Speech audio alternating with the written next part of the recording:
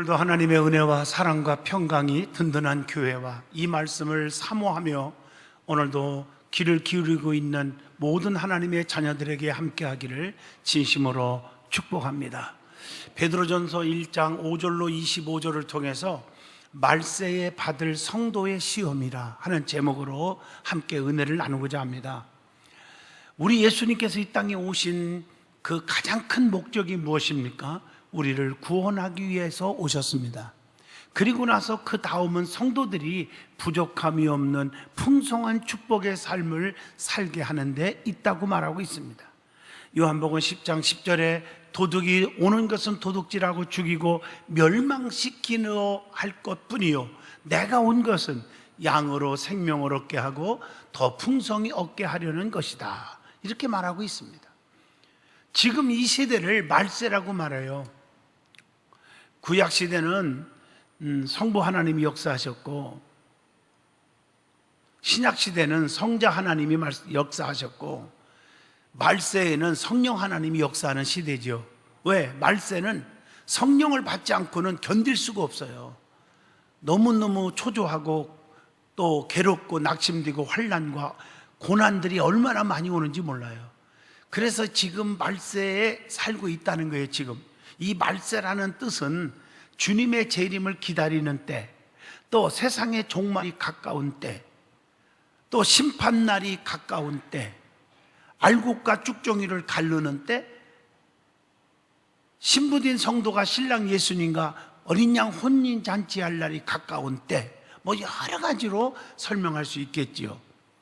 그런데 이 말세에는 마귀 사탄들이 하나님의 택한 백성을 멸망받게 하려고 산길자를 찾고 다니고 있다는 거예요. 베드로전서 5장 8절에 보면 근신하라, 깨어라, 너희 대적 마귀가 우는 사자와 같이 삼킬자를 찾나니, 이렇게 말하고 있단 말이에요. 그렇기 때문에 베드로전서 4장 1절로 11절 말씀 우리는 깊이 새겨야 합니다. 거기에 보면 5가지를 권면하고 있어요. 주님의 재림을 기다리는 종말에 처한 성도들이 준비할 자세, 가져야 할 신앙적 태도에 대해서 5가지로 말하고 있어요. 제가 여러분 이 설명을 하는데 해석보다 그냥 성경을 읽어주는 게 더 이해가 더 빠르리라고 생각해요. 만물이 마지막에 가까웠으니 그러므로 정신을 차리고 깨어 근신하여 기도하라. 서로 사랑하라. 사랑은 허다한 죄를 덮는 것이니라. 서로 대접하기를 원망 없이 하고 각각 은사를 받은 대로 하나님의 여러 가지 은혜를 맡은 선한 청지기 같이 서로 봉사하라. 누가 무슨 말을 하려면 하나님이 말씀하시는 것 같이 하고, 봉사하려면 하나님이 공급하시는 힘으로 하는 것 같이 하라. 성도에게는 주님을 너무 사랑하기에 주님을 미워하는 악의 세력들이 가만 놔두지를 않아요. 우리를 넘어뜨리기 위해서 온갖 환난과 시험들을 주고 있다는 것입니다. 이런 시험과 환난과 핍박들을 우리는 이겨내야 합니다. 오늘 말씀을 중심으로 어떤 시험들이 있는지, 그리고 시험을 어떻게 이겨내야 하는지, 그리고 시험을 잘 이겨낸 자에게 주시는 하나님의 은혜와 축복이 무엇인지 오늘 저와 여러분이 말씀 속에서 찾아보면서 깊은 은혜의 시간 되기를 원합니다. 첫째로 근심을 주는 여러 가지 시험이 있다는 거예요. 오늘 본문 말씀 6절에 보면요, 같이 봅니다. 그러므로 너희가 이제 여러 가지 시험으로 말미암아 잠깐 근심하게 되지 않을 수 없으나 오히려 크게 기뻐하는도다. 정답입니다. 그럼 시험들이 어떻게 오는지, 첫째, 가족에게 당하는 시험이 있다는 거예요. 마태복음 10장 36절 보면 사람의 원수가 자기 집안 식구리라. 가족 안에서 좀 예수 잘 믿어보려고, 하나님 뜻대로 살려고, 그래서 하나님의 엄청난 은혜와 축복을 받고 싶은데 가족 안에서 핍박이 너무 심해. 방해하는 요소들이 너무 많아. 이 가족이라는 개념, 그리고 또 교회 안에서도 마찬가지예요. 우리 조 안에서 한 형제고 가족이거든요. 좀 믿음대로 겸손하게 신앙생활을 잘 해보려고 하는데 자꾸 주변에서 불평, 원망, 짜증내는 그런 거리들을 자꾸 갖다다 줘. 성령의 음성을 듣게 하는 게 아니라 사탄의 음성을 듣게 해. 그래서 믿음이 뚝뚝 떨어지게 만들어버려요. 하나님과 멀어지고, 교회와 멀어지고, 주의 종과 멀어지고, 장로님, 성도들과 멀어지게 만들어요. 자꾸 이 가족 때문에 가까운 사이에서 올 수 있다는 거예요. 예수님도 제자들에게 배반당하시고 유다는 원수가 되었잖아요. 요한복음 13장 30절에 그렇게 말해요. 또 아비와 어미를 주님보다 더 사랑하는 자는 내게 합당치 아니하니라. 마태복음 10장 37절에 그렇게 말하고 있잖아요. 두 번째로는 이웃들에게 당하는 시험과 시련이 있어요. 그래서 여러분들이 곁눈질하지 말고, 좀 믿음 없는 사람들과 자꾸 만나고 교제하지 말고 신앙생활 잘하라는 거예요. 주님께서 제자들을 세상에 보내심은 양을 이리 가운데 보냄과 같도다. 마태복음 10장 16절에 말하면서 그러므로 너희는 뱀같이 지혜롭고 비둘기같이 순결하라, 이렇게 권면을 하고 있습니다. 믿는 자들이 이웃을 통해서 환난과 고난이 올 때가 너무 많아요. 마태복음 10장 25절에도 표현하고 있습니다. 성도는 생명을 얻은 자이기 때문에 세상이 미워해도 우리는 거기에 기죽거나 좌절하거나 포기하지 말고, 오늘 요한일서 3장 13절에 뭐라고 그래 있어요? 형제들아, 세상이 너희를 미워하거든 이상히 여기지 말라, 이렇게 말하고 있습니다. 그리고 모든 사람에게 미움을 받으나 어떻게 하는 자가 구원 얻어요? 마태복음 10장 22절에 답이 나오죠. 모든 사람에게 미움을 받을 것이나 나중까지, 즉 끝까지 견디는 자는 구원을 얻으리라 약속하고 있습니다. 그래서 마태복음 10장 28절을 보면 몸은 죽여도 영을 능히 죽이지 못하는 자들을 두려워하지 말라고 말씀하고 있습니다. 세 번째로는 자신으로부터 당하는 시련과 시험이 있습니다. 마태복음 10장 39절 보면 자기 목숨을 얻는 자는 잃을 것이요 나를 위하여 자기 목숨을 잃어버리는 자는 얻으리라, 이렇게 말하고 있어요. 그러면서 마태복음 10장 38절에 자기 십자가를 지고 나를 쫓지 않는 자도 내게 합당치 아니하니라. 고린도후서 6장 9절에 말합니다. 우리는 죽은 자 같으나 산 자이고 가난한 자 같으나 부유한 자라고 말하고 있습니다. 마태복음 10장 39절을 통해서 보면 자기를 위하여 생명을 얻은 자는 잃어버릴 것이고 주를 위하여 생명을 잃어버리는 자는 얻는다고 말씀한 것입니다. 그래서 자기 자신이 참 중요한 거예요. 자기 자신이 괜히 기도 안 하니까 믿음이 뚝뚝 떨어지고 아무것도 아닌 소리를 들어도 시험에 빠져버리고 좌절에 빠지는 거예요. 자기 자신을 컨트롤 할 수 있어야 돼요. 자기 자신의 감정을 조절할 수 있어야 돼요. 네 번째, 주님을 위해 받는 영광된 시험과 시련들이 있다는 것입니다. 우리가 고린도후서입니다. 11장 27절 보면 이런 말이 있죠. 수고하며 애쓰고 여러 번 자지 못하고 줄이며 목마르고 여러 번 굶고 춥고 헐벗었노라. 주님을 위해서 겪는 추위가 있어요. 주님을 위해서 겪는 배고픔이 있어요. 주님을 위해서 겪는 헐벗음이 있다는 거, 헐벗음. 또 주님을 위해 겪는 엄청난 고통, 매맞음도 있어요. 고린도후서에 보면 11장 24절에 유대인들에게 40에 하나 감한 매를 5번 맞았으며 이렇게 표현하고, 초죽음 되도록 맞았다는 거죠. 주님 때문에, 잘 믿은 것 때문에, 복음을 전하는 것 때문에 주님을 위해서 겪는 갇힘도 있어요. 고린도후서 11장 23절에 보세요. 사도 바울은요, 여러 번 감옥에 갇혔어요. 그 감옥에 갇히는 그런 환난을 겪으면서 에베소서, 빌립보서, 골로새서, 빌레몬서, 옥중서신 4권의 복음을 전하는 편지, 전도 편지를 보내요. 거기에 보면 감옥에서 쓴 편지 같지 않잖아요. 오히려 감옥에 있는 사람들을 위로하고 용기를 주고 소망을 주고, 또 거기서 복음을 전하고 주님의 기적이 나타난 것을 보여주면서 간수들이 예수 믿게 되고, 그러면서 기뻐하라, 내가 다시 말하노니 기뻐하라고 외치고 있지 않습니까? 주님 때문에 옥에 갇힐 수가 있다는 거죠. 사도행전 12장 15절 말씀처럼 주님을 위해 겪는 억울한 누명도 있을 수 있습니다.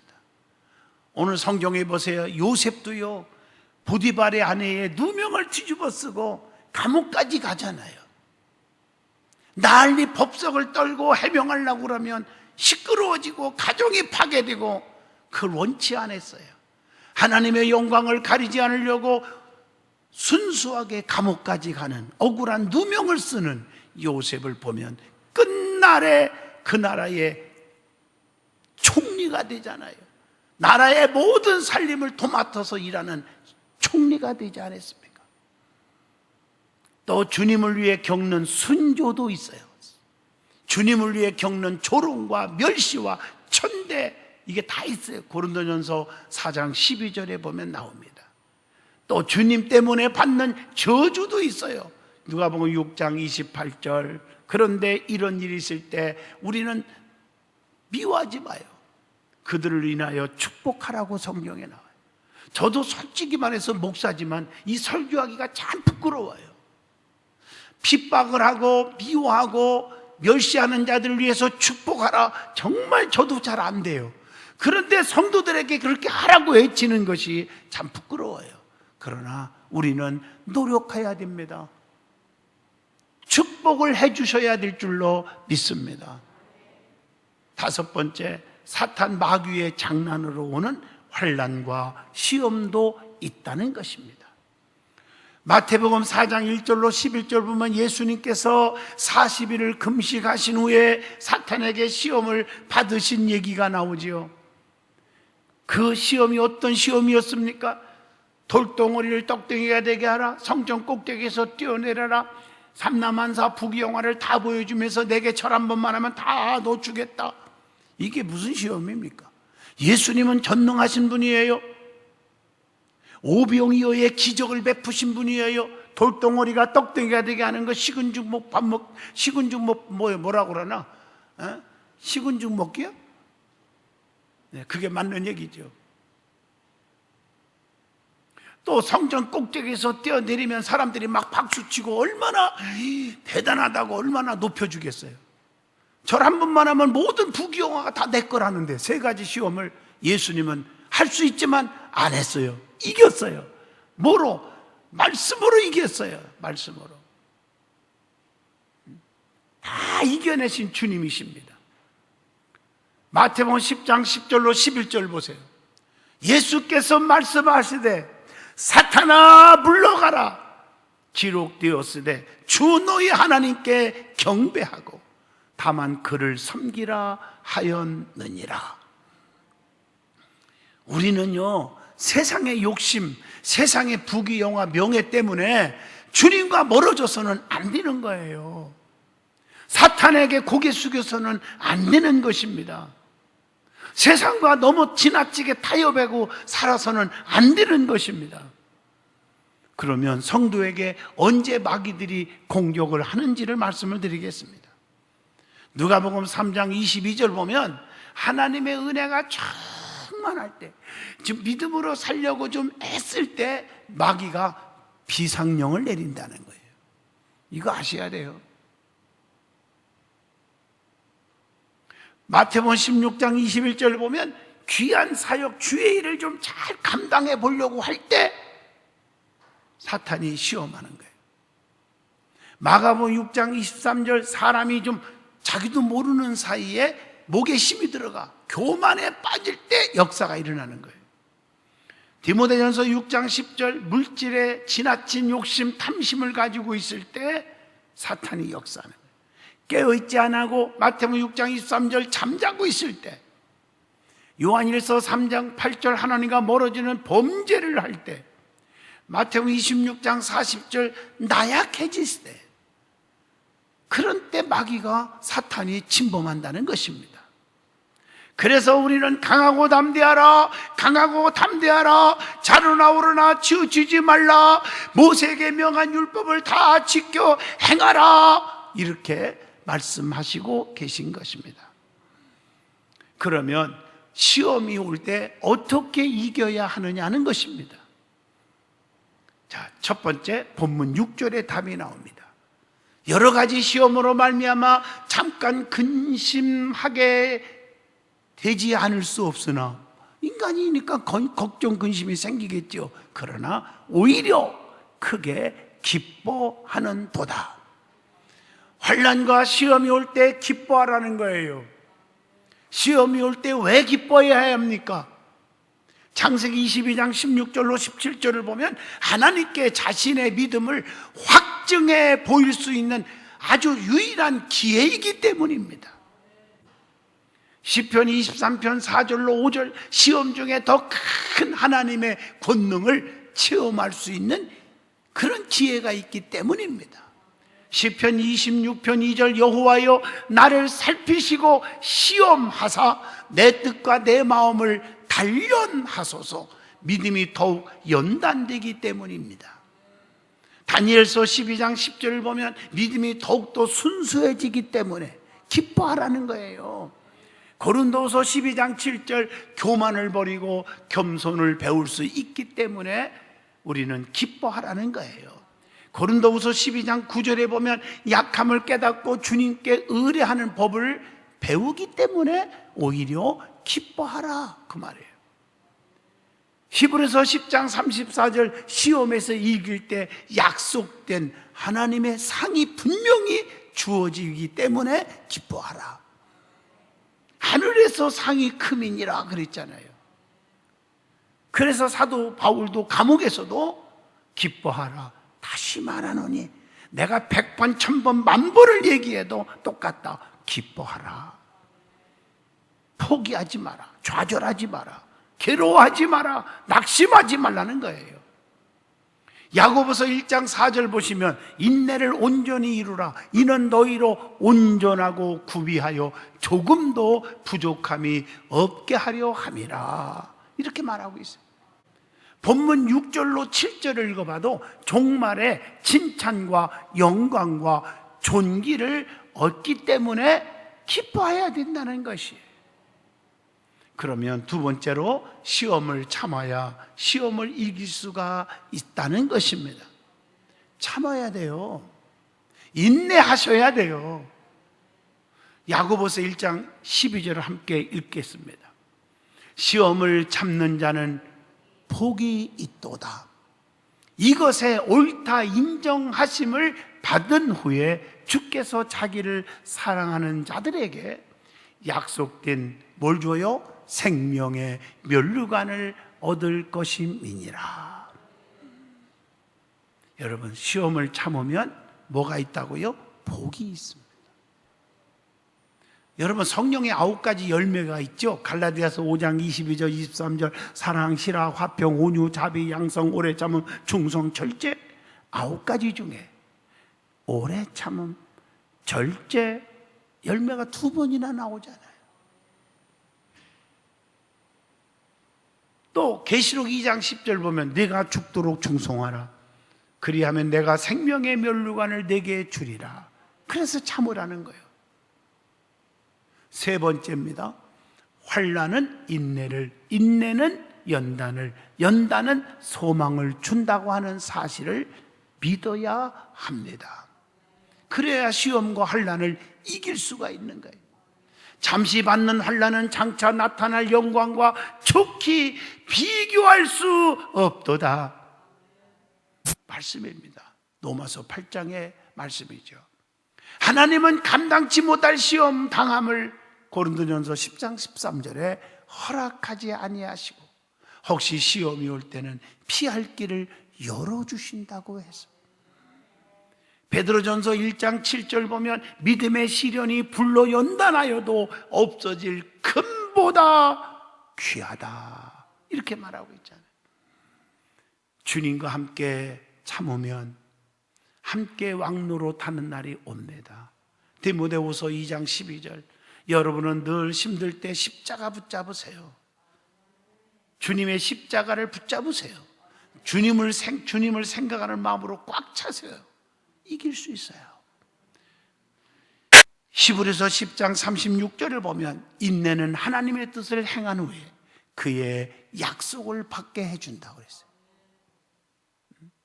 데살로니가 후서 2장 16절을 보면 하나님은 영원한 위로나 좋은 소망을 은혜로 주시는 분이시다 그랬어요.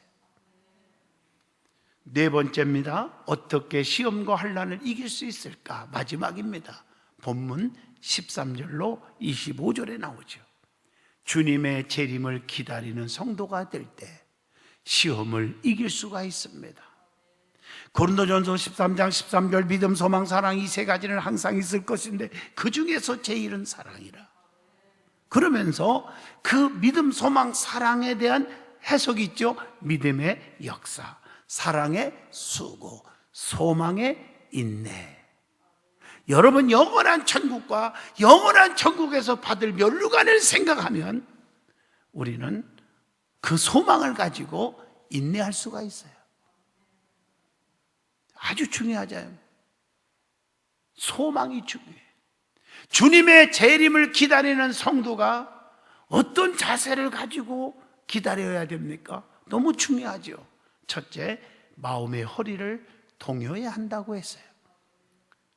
허리를 동요해야 하는 것은 베드로전서 2장 11절 말씀한 것처럼 나그네들이 해야 할 옷차림입니다. 허리를 동요해야 하는 것은 힘을 준비하라는 거예요. 잠언서 31장 17절. 여러분, 역도 선수들 있죠? 저도 고등학교 다닐 때 역도를 좀 했어요. 좀 믿어주세요. 역도를 했어요. 그럴 때 막 이만한 벨트를 쫙 잡고 배에 힘있게 그냥 배를 쫙 줄러매고 그리고 쫙 들어요. 한번 해보시길 바라요. 저보다 무거운 것도 들을 수가 있어요. 그리고 누가복음 12장 35절에 보면 등불을 켜고 주님의 재림을 기다리라. 등불을 켜려면 어떻게 해야 돼요? 기름 떨어지면 안 되잖아요. 성령의 기름을 채워야죠. 성령으로 무장하지 않으니까 어려움이 겪는 거예요. 성령 충만하면 환난이 와도 핍박이 와도 내 주만 위해 올라갔다 그러고 내가 살리라. 그렇게 되는 거예요. 그리고 근신하여야 시험을 이길 수가 있습니다. 본문 13절에 말씀하죠. 마음의 허리를 동인 다음에 어떻게 하라?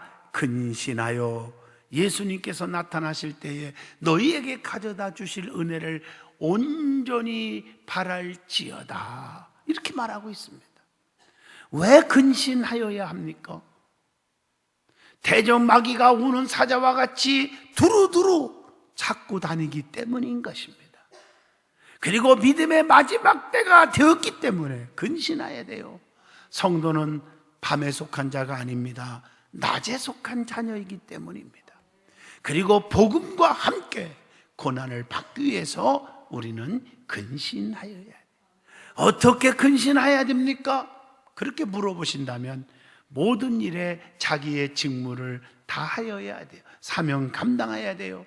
세상의 정욕을 버려야 돼요. 선함과 복종의 자세를 가져야 돼요. 영적으로 깨어 있어야 됩니다. 그것이 바로 근신할 수 있는 방법이에요. 근신할 수 있기를 주의 이름으로 축원합니다. 근신하는 자가 받을 축복이 있어요.